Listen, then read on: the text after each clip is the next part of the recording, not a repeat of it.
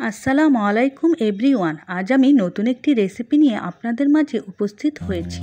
আজ আমি তৈরি করে দেখাবো সুজির পিঠা। চলুন দেখে নেওয়া যাক সুজির পিঠা তৈরির প্রস্তুত প্রণালী।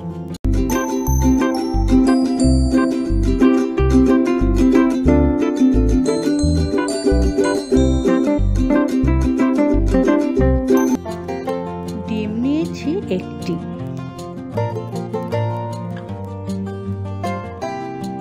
ডিমের সাথে লবণ দিয়েছি আধা চা চামচ পরিমাণ, চিনি দিয়েছি আধা কাপ পরিমাণ। এ পর্যায়ে সবগুলো উপকরণ ভালো করে মিশিয়ে নিতে হবে। একটু সময় নিয়ে ধীরে ধীরে মিশাতে হবে। এখন দিয়ে দিলাম গুঁড়ো দুধ আধা কাপ পরিমাণ, ভালো করে মিশিয়ে নিতে হবে। সুজি দিয়ে দিলাম 1 কাপ পরিমাণ।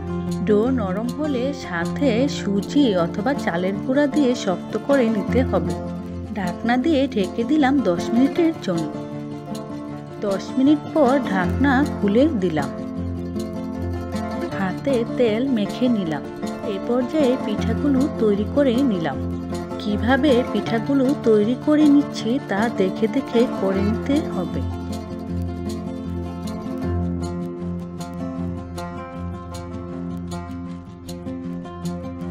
এবার ভাজার জন্য একটি কড়াইতে পরিমাণ মতো তেল দিতে হবে। তেল হালকা গরম হলে একে একে পিঠাগুলো দিতে হবে।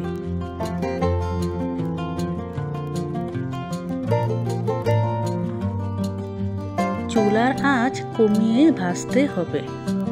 পিঠা এক পাশ ভাজা হলে অপর পাশ উল্টিয়ে দিতে হবে।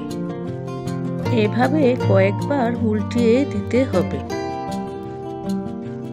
পিঠার 2 পাশ ভালো করে ভেজে নিতে হবে। ভাজা হয়ে গেলে একটি পাত্রে তুলে নিতে হবে। এভাবে বাকি পিঠাগুলো ভেজে নিতে হবে। তৈরি হয়ে গেল মজাদার সুজির পিঠা।